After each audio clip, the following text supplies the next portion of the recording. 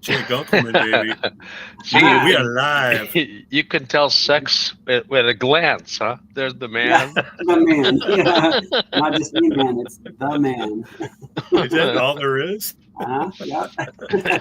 So, hmm Jay Gunkelman, I just secured my hotel room finally.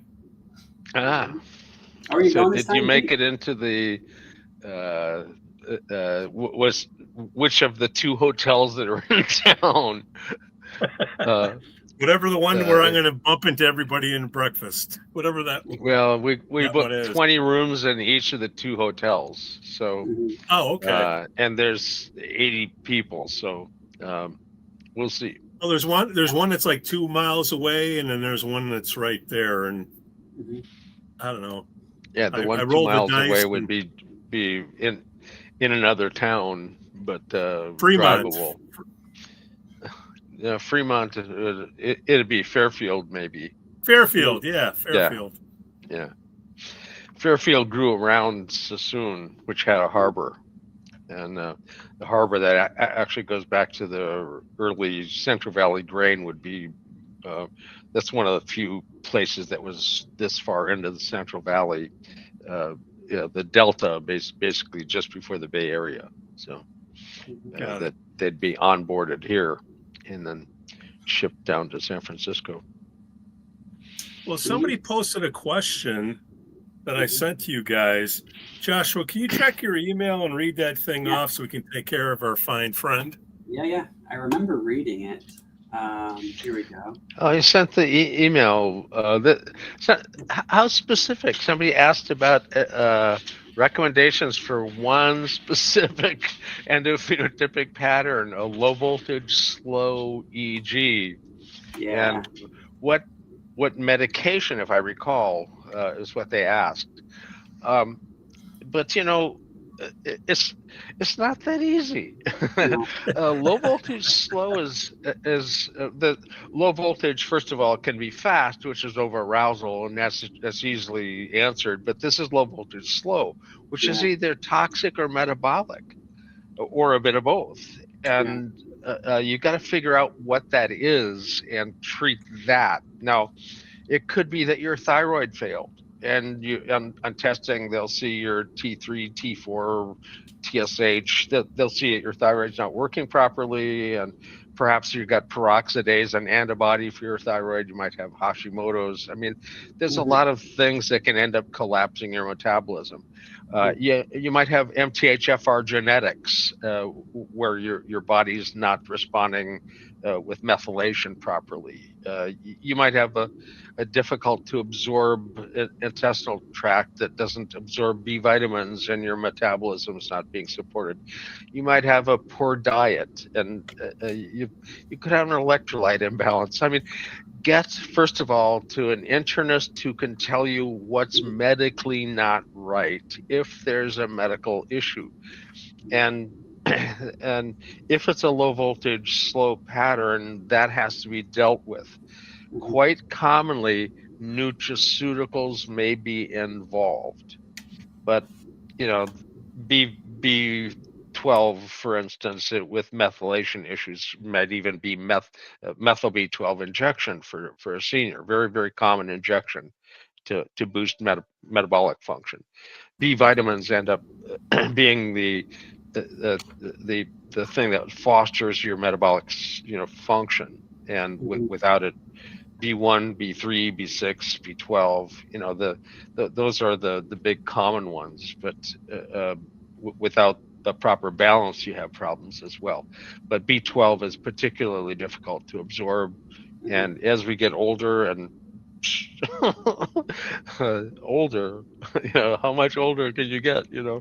But your systems start to not work as well as they did when you're younger, and you've got to pay close attention to dietary outcome, not just what you think you threw in before, but what's the result. So once in a while you find a deficiency, and low voltage slow is a good indication that there's a insufficiency or deficiency of some sort. Yeah. Very complicated.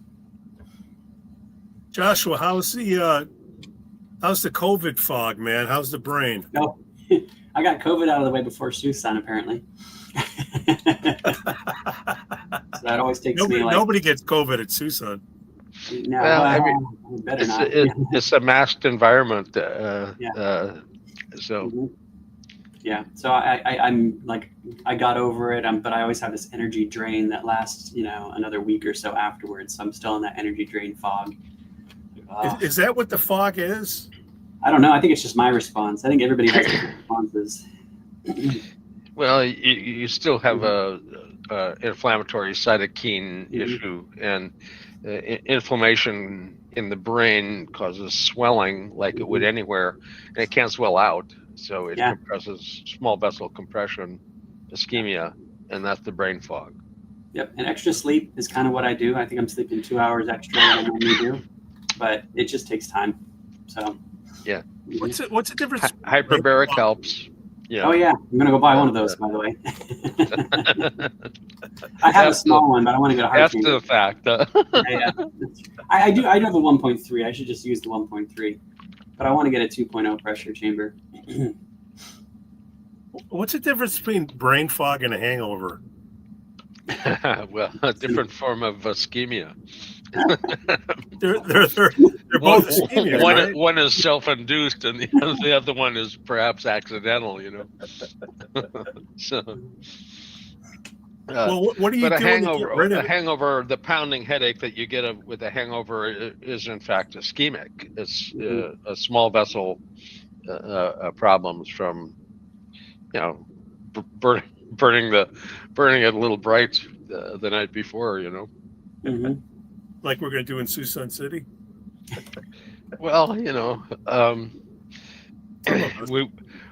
we actually have a little poster outside on the deck area because last year the observation was that that area was occasionally used for smoking something other than a cigar, which is what it's intended for, as a cigar lounge to sit outside.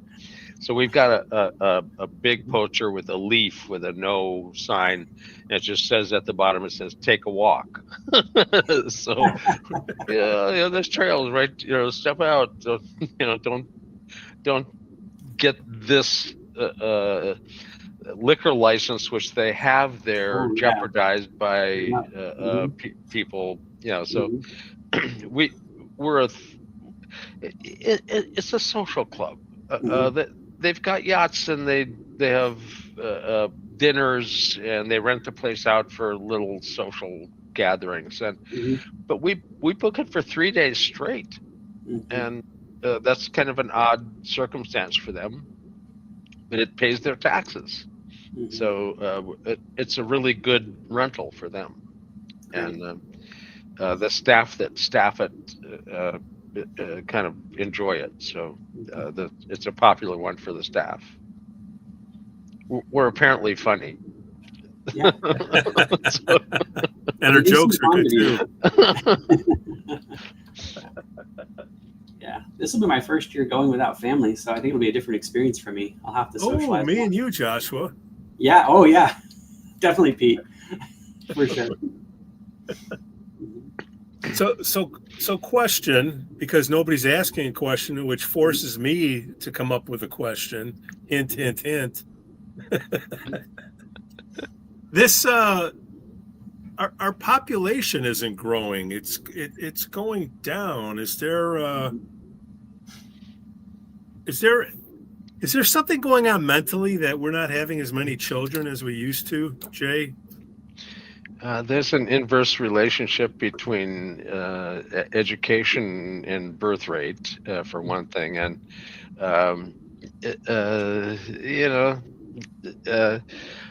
the solution is a rational immigration policy, but I don't think that's happening anytime soon. So, we'll see. Repopulating. We're repopulating voters.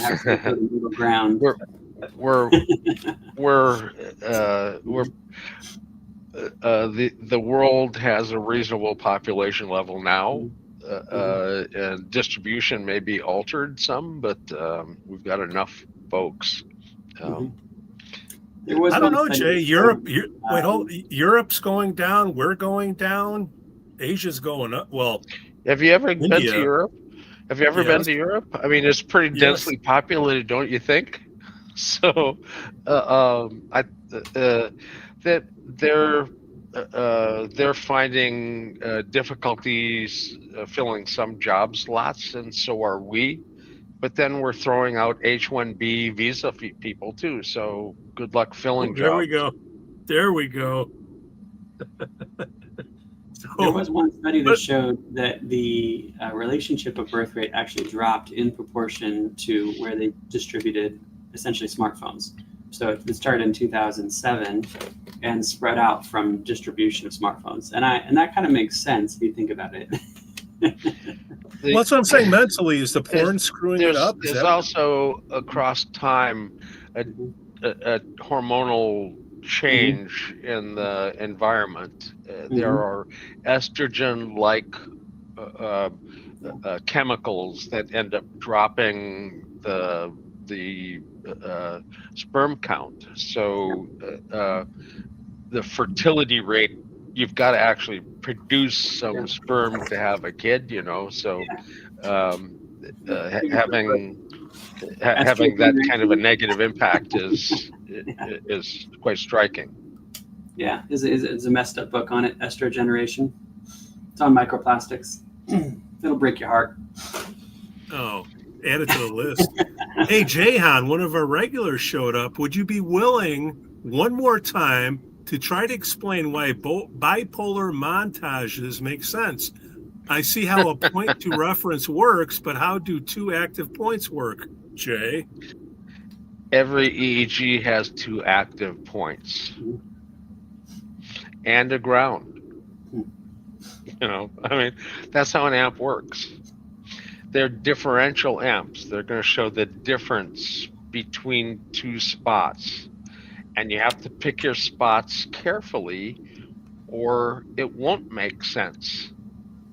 And one of the things that people commonly assume is that the ear or linked ears may be a neutral reference, and they call it a referential montage. But it's still a differential montage, difference between a spot and the reference points. And if you have a big signal in the temporal area, you pick it up in the ear, and you're going to have that signal as a reference, and it's going to broadcast everywhere in the brain. But if you map it, the temporal spot is going to cancel itself because it's in the reference and in the brain. So you won't see it where it's coming from, and you'll see it everywhere else because it's in the reference. So it's not simple that referential stuff is an easy way to make sure that the spot you're training is the spot you're training. You have to look at the EEG ahead of time and design the montage based on the EEG and the experience of clinicians picking montages as well. So CZ to a temporal area is a common combination. CZ, you could call that SMR. Barry wouldn't have to come across the Great Divide to get you. But if you call it SMR in the temporal area, he might, you know, so watch yourself, you know. But an SMR-like training can end up dealing with a discharge in the temporal area and train SMR at CZ, two birds with one montage stone. And that's a rational montage. You can test it by looking at that combination and looking at the EEG that's the result of that combination and see whether it behaves properly the way you intend. So you're going to suppress the things you want and train the things you want. So bipolar or sequential montages also have phase cancellation and phase addition. If you're doing sequential pairs, which is why they call them sequential, that's a proper term. Bipolar is really a misnomer, but it's so common, everybody knows what it is, you know. It's a sequential montage, you know. So but if people look for phase reversal at a spot for a spike with longitudinal bipolar, transverse bipolar, those kinds of montages are looking for a phase reversal, but they destroy the morphology of the EEG that you can see appropriately referentially. But the sequential stuff can give you a phase reversal. So it's used in neurology to find seizure focuses. So, they use bipolar to help find a spot. We can use the bipolar stuff to find a spot to train and pick it appropriately. But you don't do it blindly. You don't do it based on some a theoretical assumption. You actually look at the person's EEG and make sure that what you're designing ends up making sense to target what you think you're targeting. Then Jay, we got another return customer, Hida. How you doing, Hida? Hi, everyone. How do we choose which year to choose this reference? You look at the data.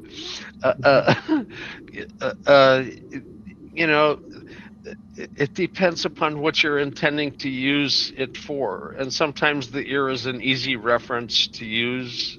Sometimes it's contaminated. Unless you look at the EEG on the individual, you don't know whether the ear is likely contaminated or not. One of the things about interpreting the EEG is that you need to use more than one montage. Classically, they say referential and sequential, but there's multiple kinds of reference that you can use as well. So you look with multiple perspectives, and once you find where things are coming from, you'll be able to tell whether the ear reference is a neutral reference, and as such might work perfectly well. About 20% of the time, the ear reference is a really good reference. The rest of the time is somewhat contaminated with something in the temporal area, and around half the time, it's a bad choice. And more especially so in psychiatry, because in psychiatric patients, you have a higher likelihood of a temporal lobe disturbance than in the general population. There's actually a publication about that that was done. I'm one of the authors on it. They thought they'd get a lot of grief about it, since it was suggesting linked ears wasn't a good montage for use in QEEG analysis for your psych patient, because it's so often contaminated. They based that on, I think at that time we had a few thousand patients that we had looked at EEGs together with over quite a few years. So. Hey, here's a good one, Jay. Who do I send an EEG to when I can't figure out what's driving a problem? Does someone provide that service? I think so. There are lots of good EEG, QEEG services, and you need to figure out whether you're going to be working with somebody locally and what their level of competence in that area is. If they need assistance, there are obviously people that consult with those professionals. I do routine groups with professionals that they bring in difficult cases too. So there's ways to have that done. I have a company, and I don't still write reports for them, but people send data to them for medical reports, MD, PhD, signed medical legal reports for the EEG, which is one report, and the digital analysis, which is analyzed as the QEEG with a separate report. There are things you can say in the Q that you can't say about in the EEG. The EEG's classical interpretation, and the QEEG's has a lot of neuropsychological stuff you can talk about. So I know we're in neurofeedback and we're allergic to profit, but what is the going rate on looking at the raw data? $200-300 to $1,000? What can you expect, Jay? Well, if you're sending in for just an EEG interpretation, that's usually got two pieces of the billing, one technical, one professional, and they combine those together. and that's usually a billing in the $350 to $600 range for just the EEG as a medical interpretation. And that range is determined basically where you live in the U.S. West Coast's more expensive. You can expect to pay more at the hospital in the Bay Area than you would necessarily in Mississippi in a hospital somewhere. So, the South has cheaper medical care expenses, but also differences in quality of healthcare if you look at outcomes. New York City, you're going to be paying a lot for your healthcare. So it depends upon where you are. You may get a very high bill in New York City for just the EEG. If you're talking EEG, QEEG, it's going to range on the low end, probably in the $550 range for an interpretation, and it goes up over $1,250, $1,500, depending upon where you are sending it and who's dealing with it and what they're providing. Sometimes you just get a computer output and there's no signature. Those are the less expensive ones. It's just a straight out data cleaning and printout of maps.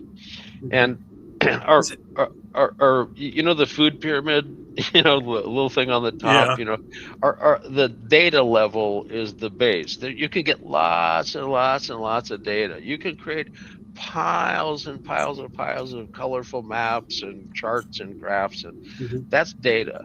And based on that data, you can sometimes get a bit of knowledge. And then on the top of that, there's almost no wisdom, but you can get some knowledge out of it, But you need to find people to interpret the data, because the data dumps. You can get 600 pages of data. I eschew obfuscation. So the last thing you want is so much data that you're snowed with it. So what you need is somebody to look at it and say what pieces of the data are important and what they mean, and getting the wisdom out of the knowledge you can get from the data is a level of service that's not super common.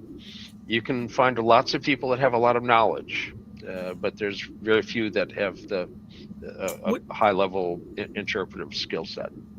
But what does a mentor cost? Because doesn't a mentor do that when you're trying to get your certification? Yeah, and mentors have mentors too. Yeah. If you go to BCIA, for instance, you can find a list of mentors, and they're great people to ask questions of. You got a question about neurofeedback stuff, go to BCN, Biofeedback Certification for Neurofeedback, and if it's got a -P, they're a professional with a license. So there's you can get different kinds of certification through BCIA, but those are the mentors. There are great people that have been in the field for an extended period of time, a good track record, and they're helping people come up the learning curve. So they're people to ask questions to and contact for assistance. And and BCIA has a list of mentors for people in the field to contact for assisting them. So, and other groups have other mentorships. There's the Korean group has a mentor group for photobiomodulation.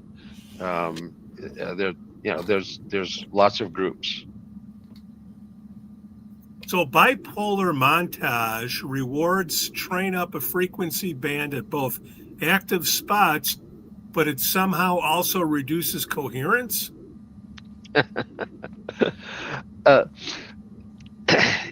It's trying the difference. If things are perfectly in phase coherent, they will cancel. But coherence doesn't require phase stability. You can have phase delay and still be highly coherent. So the sequential placement, sometimes they refer to it as a poor man's coherence. There's nobody that gets that poor. It isn't coherence. If instantaneous in-phase signals will cancel. So field effects will, for instance, will cancel in a sequential montage. If it hits both spots exactly at the same time with the same exact frequency, that will cancel. But if they're inverse, they'll add together and you get gigantic signals. So it's a way to target what you're training. And again, theoretical ideas about what's being done, throw them all out, because you won't gain an understanding with theory. You need to actually play with signals in EEGs, with the actual EEGs, with people, put up the montages you think might work. You know, Lubar, again, long since passed now, unfortunately.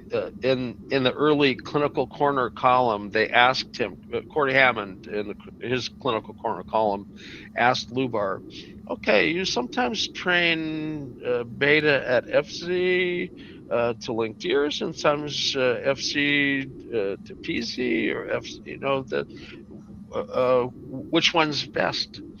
And his answer was, it depends upon the patient. You look at the patient's EEG. That's the only way you can make sense.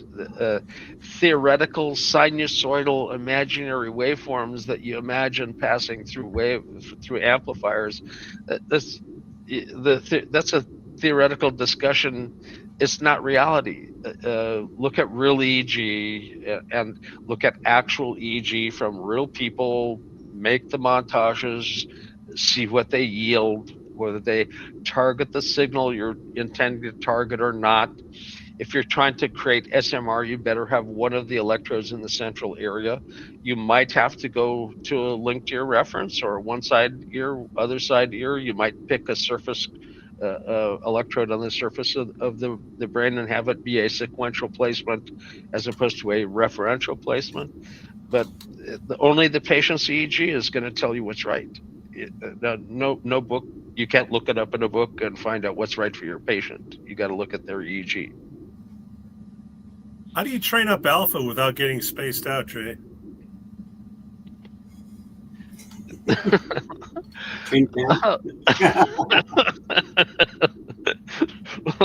Maybe getting spaced out helps you make alpha. No. One of the things that they have taught over time is Les Femi, who's also passed. Les trained what's called open focus, and he had multiple channels front and back, and he expected you to make widespread generalized alpha.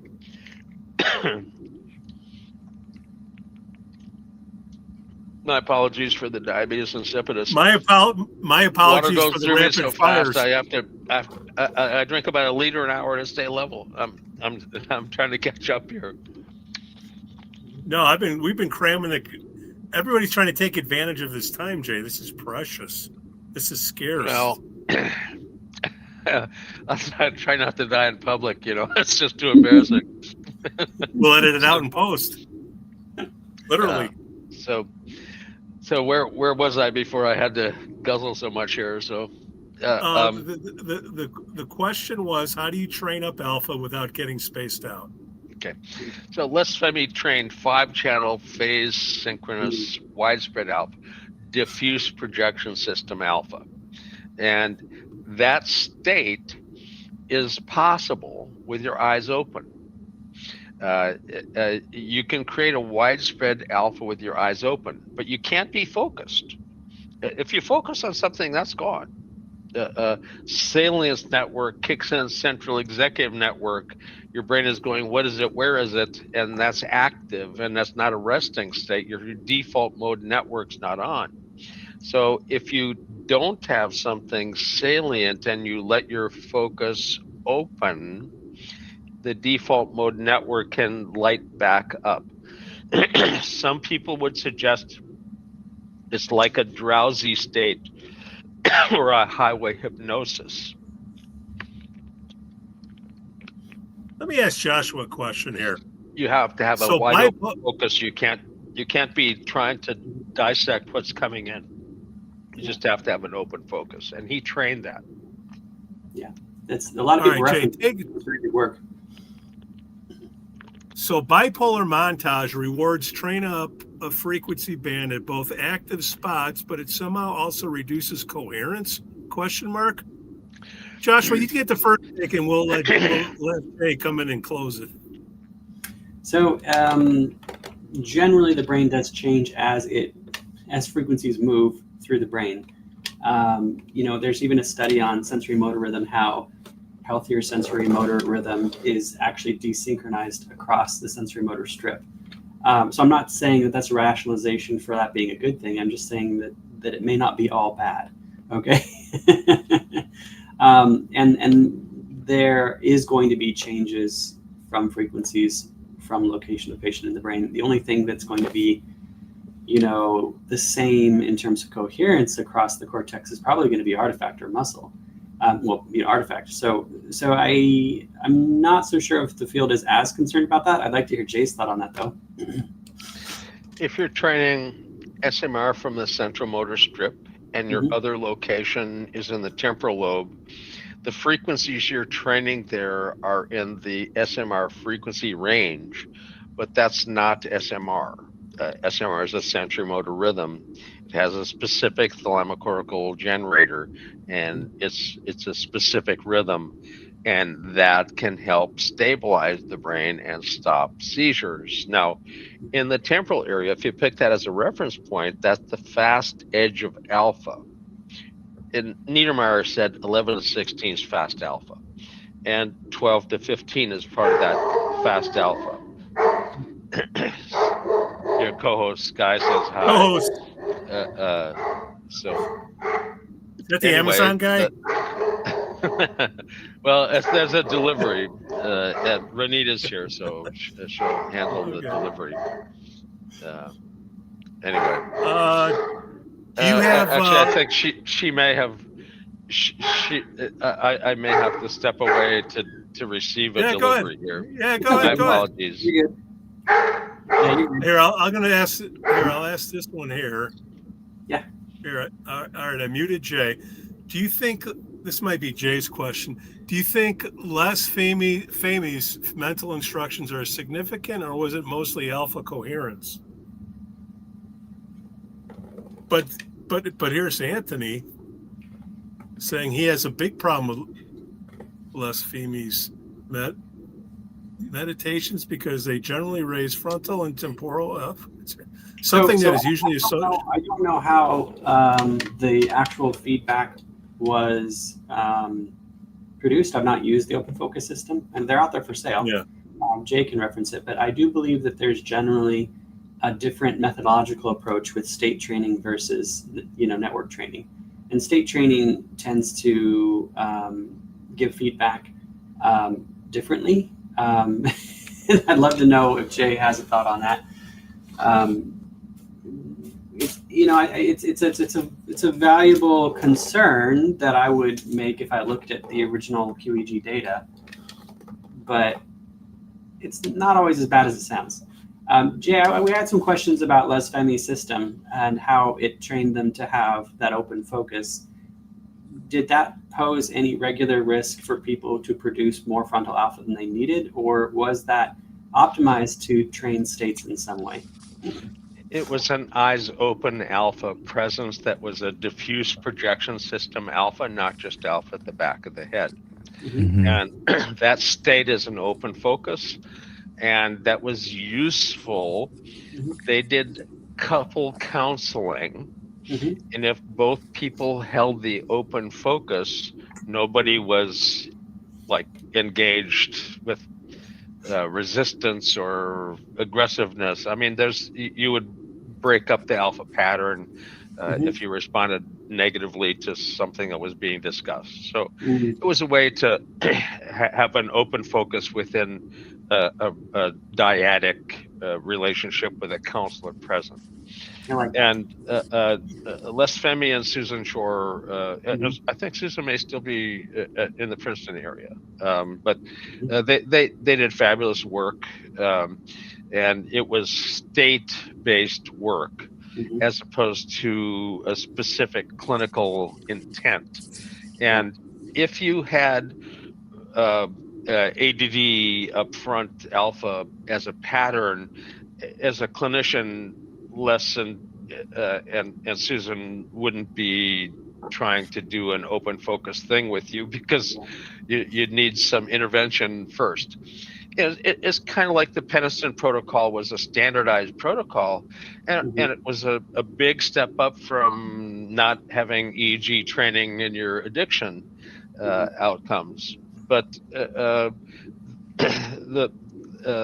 they found after the fact, some clinicians found that the alpha theta training with people at alpha up front or alpha or theta content in the temporal lobe area, you had to fix that first. So Bill and Cora Scott became popular, the Scott protocol instead of the Peniston protocol.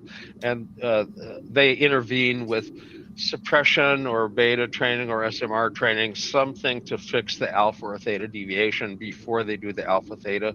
They have Brain Paint as their software and company. So, and they're set up particularly oriented towards alpha theta style training.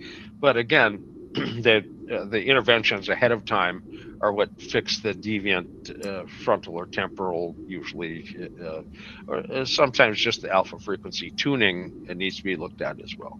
But they do some adjusting before they jump into what would be the Peniston protocol.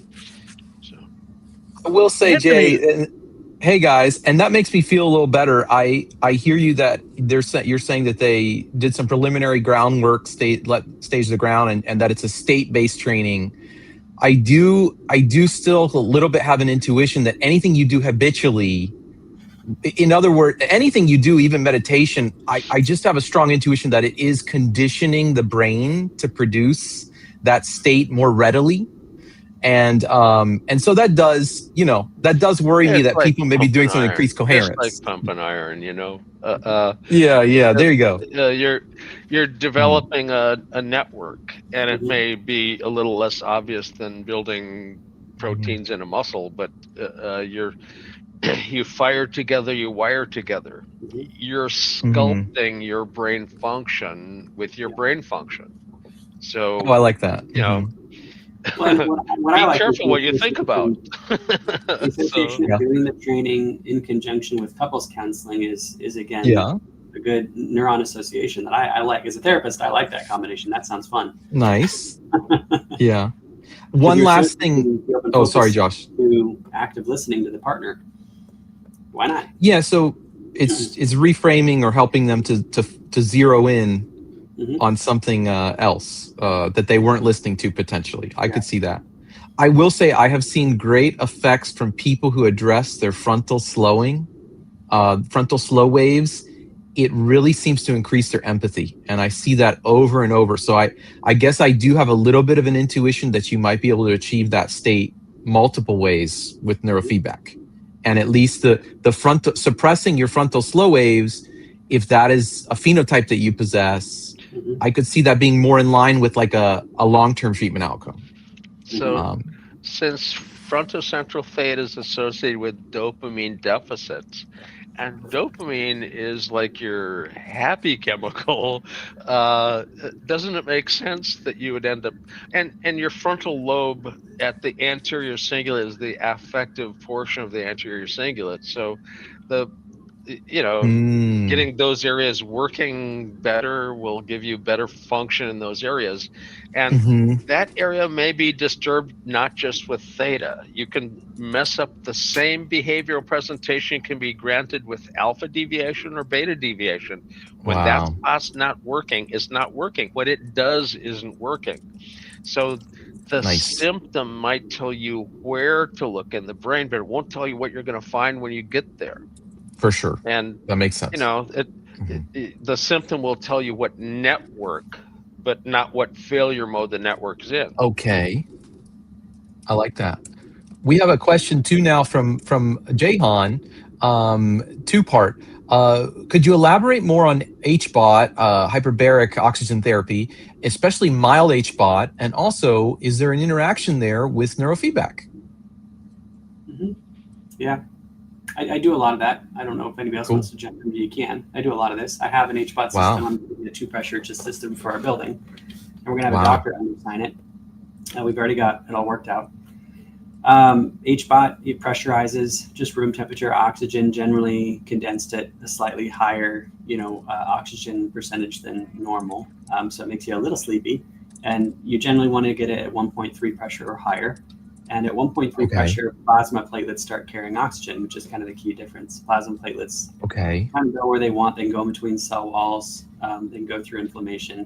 And so you end up getting oxygen essentially accessible to all the tissue that's hypoxic, all the tissue that is a penumbra. And what you get in some of the treatment dives, where they're doing 30, 40-day dives, is that you're trying to revascularize ischemic tissue. In the brain, the HBOT crew, they call it penumbra tissue, where it's kind of got a shadow on it. It's not circulating well. And because it's not circulating well in most of the population, 83% of the population, vesicles and arterioles won't grow into that region of the brain and revascularize it.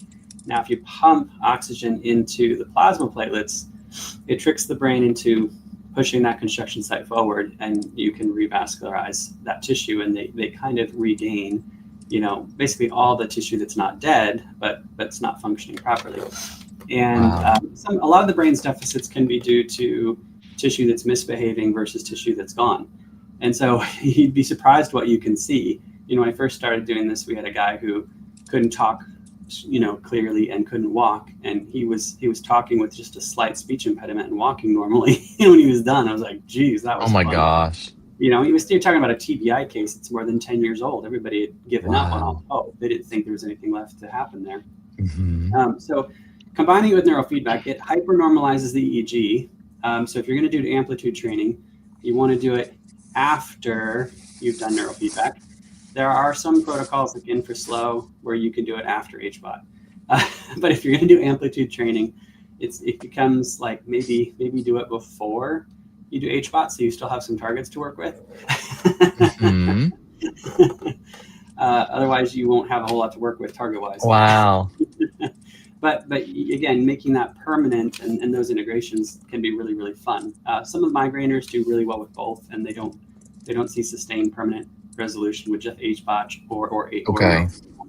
But if I can get a protocol that works for both, but I can't get permanency, sometimes I'll just mix the two, and that'll do the job. It's particularly good for people that have ischemic changes and diabetes, where vascular is starting to fail. It's a real big help peripherally, not just in the brain, but peripherally as well. But people that have a TIA, a transient ischemic attack, well, that is going to reoccur, and that ends up having a higher incidence of stroke eventually if you don't deal with it. One of the ways you deal with it is to open up the blood vessels in the area again, and you can do that by hyperbaric, which bypasses the kind of the kink in the hose and gets the oxygen to the distal distribution much better than you'd expect. So oxygen diffuses directly through tissue, as opposed to having to be carried along the pathway and delivered from hemoglobin. It does a direct tissue perfusion. So, and That's cool. hard chambers with higher pressure tend to be a higher level of efficacy reported than soft chamber. Soft chamber, you're not supposed to use oxygen the same way you do in a hard chamber because of the safety thing. You don't want to go up in flames, They did just come out with a condenser that does 2 pressure with hard chamber, which is surprising. So you no longer have to use like oxygen tanks and all this bureaucratic regulation. So it's very, very nice to have just a condenser that does 2 atmospheres. That's very, very convenient. But that's kind of new. That just came out. Wow.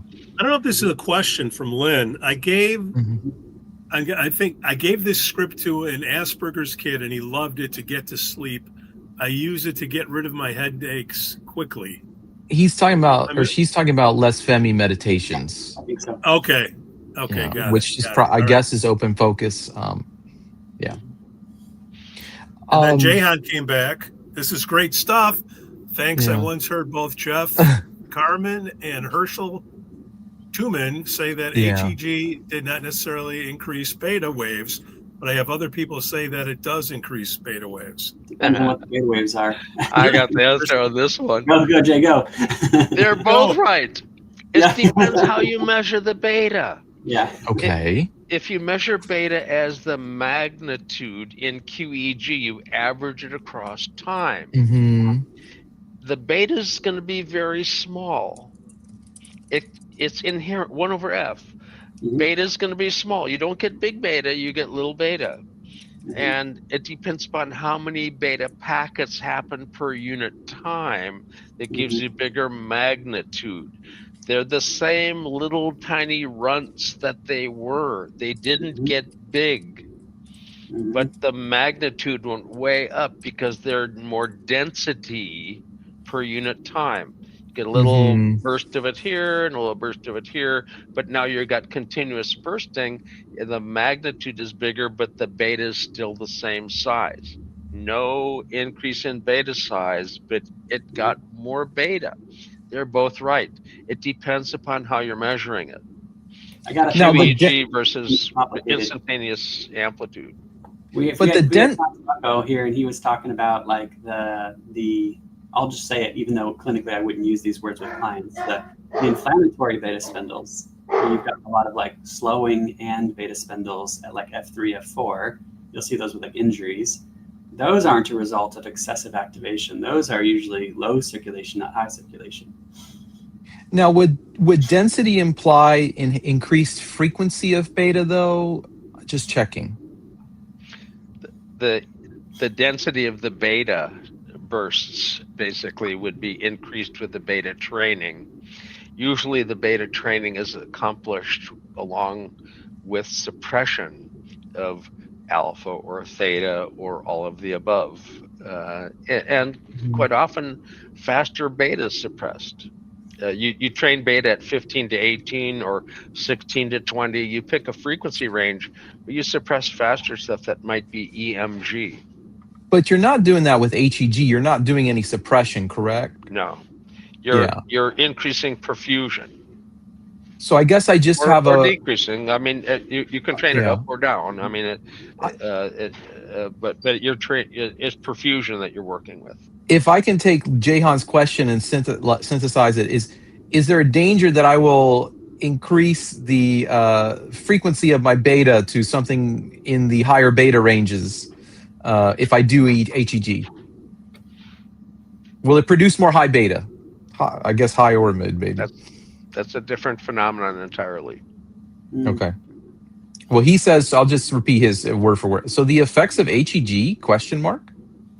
I imagine he means on beta, or maybe he means in general, yeah. You can increase the beta density with HEG training because you've increased the perfusion. If you look at perfusion EEG correlates, 16 hertz on up through the gamma range are hyperperfusion. So the perfusion ends up being related to the amount of beta. Hypoperfusion, there's not much beta, but there's a lot of theta and alpha up to about 11 hertz. Alpha above 11 hertz becomes a neutral positive perfusion up to about 16, and then off goes the beta into hyperperfusion.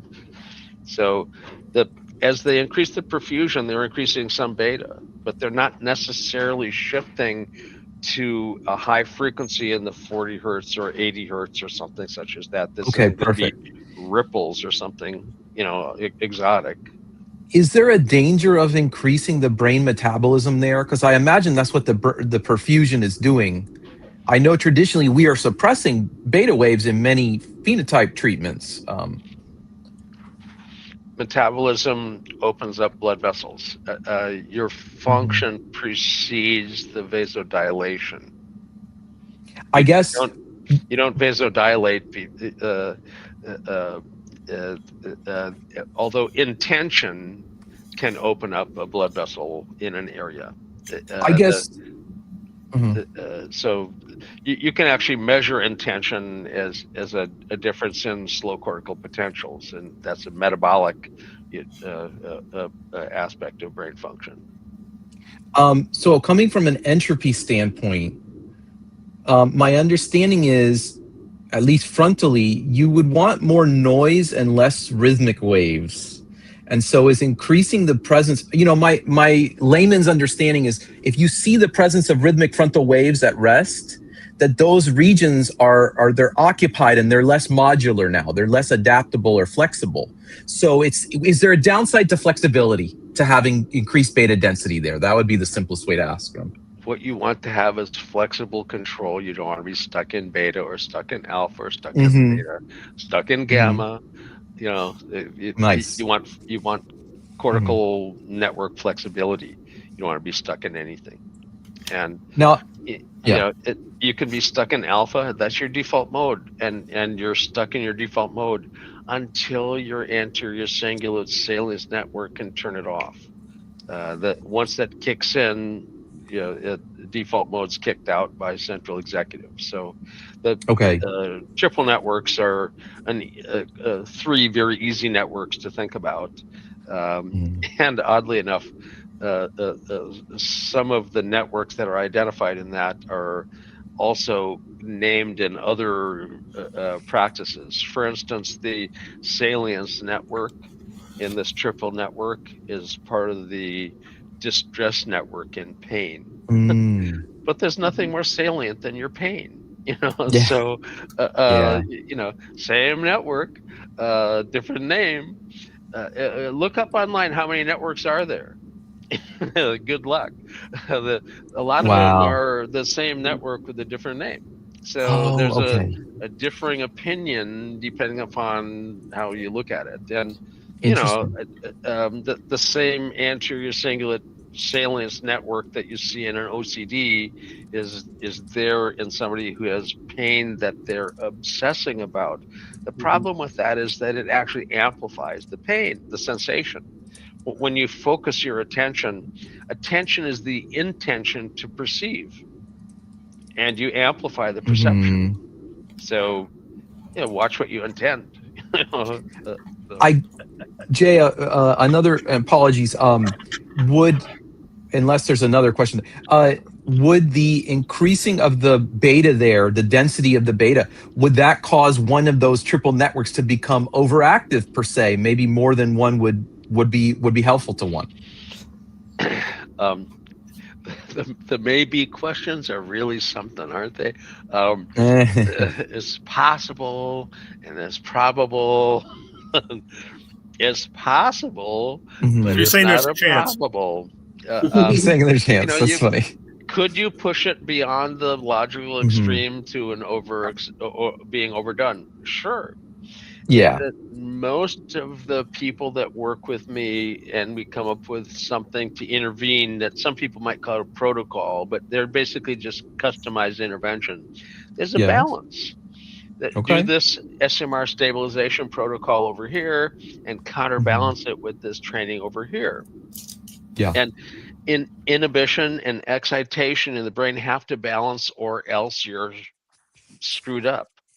And so SMR is great to a point, but at that point you got to be able to say, okay, I've learned how to back off and chill and stabilize, but you can't drive your car with the foot on the gas and the brake at the same time. Although my grandmother did.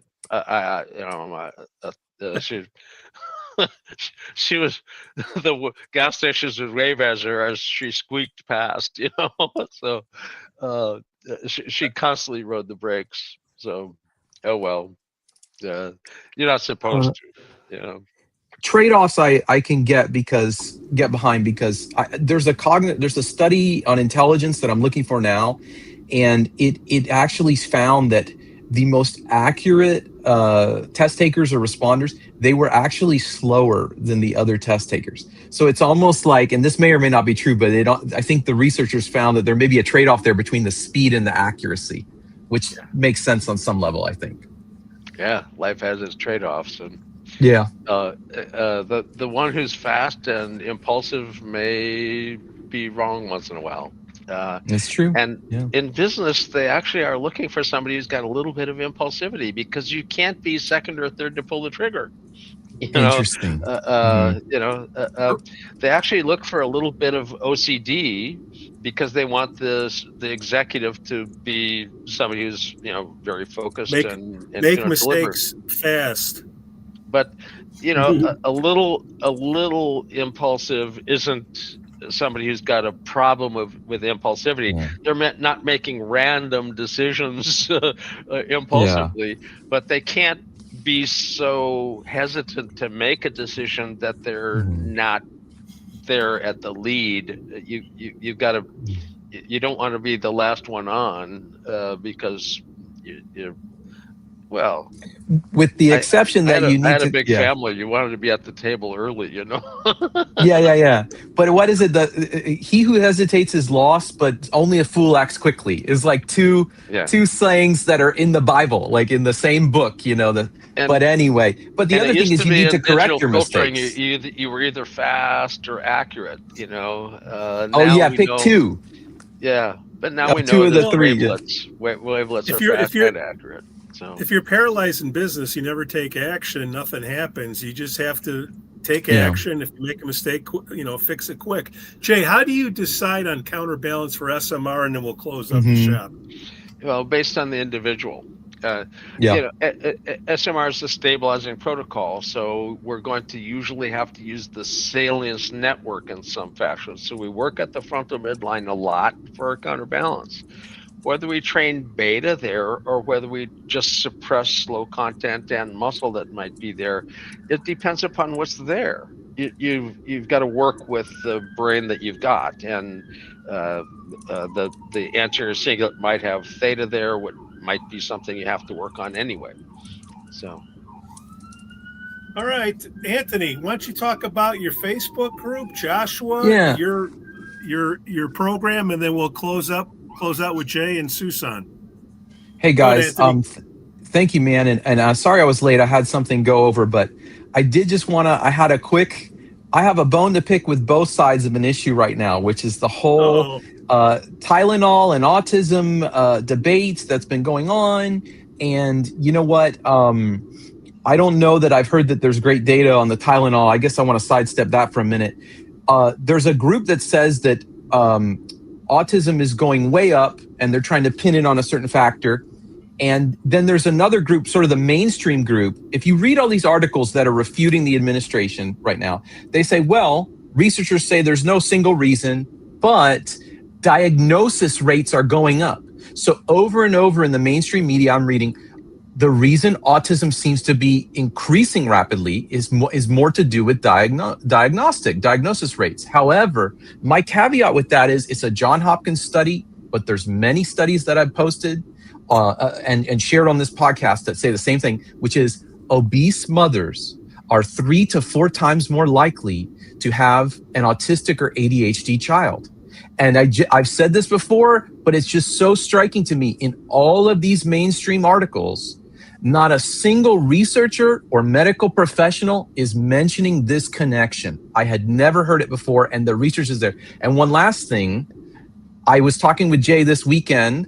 He was talking about the role of folate, that folate deficiency in mothers can often be associated with neurodivergence, with autism, with other even spina bifida, I think Jay had mentioned. Yeah. I think I have that correctly. And so I was going to say is just on a lark, I looked up today, obesity and folate. And sure enough, what I found, and why I'm telling you guys this, obesity is associated with reduced blood folate levels. And so it makes perfect sense that if this obesity connection is causal, and the reason I say I have a problem with the people saying this is just diagnosis rates is either Johns Hopkins is wrong and their study showing the connection is completely wrong, or obesity is potentially causal. And by the way, Johns Hopkins believes is potentially causal, and obesity has been going up on your screen there. I think it's been going up for 50 years. So if autism, going out, so, and going out. So you get what I'm saying. I'm amped up because it's almost startling to me. No one mentions it, and it's a problem. I understand it is not an easy issue, but I just wanted to get this out there. Thank you for hearing me rant about this one more time. And I'm sure, by the way, that there are other factors in autism. That is not the point. Just that this one seems to be stronger effect size, and it seems to be completely overlooked. Thanks. Joshua, question: have you done more of your training episodes? I only did the two I've got lectures one so far. ready to record. It's definitely hard. I was sick this last week, which doesn't just slow you down; it also piles up work, which gets you delayed extra. But I've got one ready to record. I think I have to add a few research slides and edit a TMS slide that I got from talking to Jay on Monday. And the problem is I'll tinker with this till the cows come home, and I have to just accept something and then be ready to redo it next year, which is what I really want to do, is get it out there, get feedback, and then redo it. But I wanted to get 90 to 95% within my imagination of quality. And this one's ready to go. So I'll try to get it recorded, assuming nothing dramatic happens in the next week, get it edited and get it out to you guys. I do think it's decent. It's on frontal lobe disturbances. And I wanted to do a challenging one. Basically, I get excited by the hard ones. So I don't know. Maybe the last half will be less interesting. We'll find out. I doubt that, though. And Jay, you got a birthday party coming up. Yes. Yeah. We have a pre-party. My birthday is at the end of a 3-day meeting on EEG, and I can't think of a better thing to do for a pre-party than have a few days of EEG. And then because they're making fun of the whole eye surgery thing this year, and the whole thing is it's a fun meeting. If you're not having fun at this meeting, you're really something really wrong. I mean, reassess what's going on with you, because this is a spot to have a good time. Good science and a lot of fun. And I think we filled up the spots, but you have online, you can check it out, right? Online you can still catch online, and 2D is better than none. And it's not that expensive, and the fees do go to students. So it's a considerable inexpensive for an online 3 days of meetings. For I think that's $350 for 3 days of online meeting, and that's pretty reasonable. 15 CEs if you catch it live. If you just get the recording, there's no CEs associated with it. But if you watch it live, you've got 15 CEUs. So, it's excellent. Anthony, Joshua, all the crew that showed up, and then Jay, I'll see you in about 15 hours. Thanks for hanging with us at the Q&A, and we do this every week. We show up, we chat, and we learn. Everybody have a great night. Thank you, guys. See you, everybody.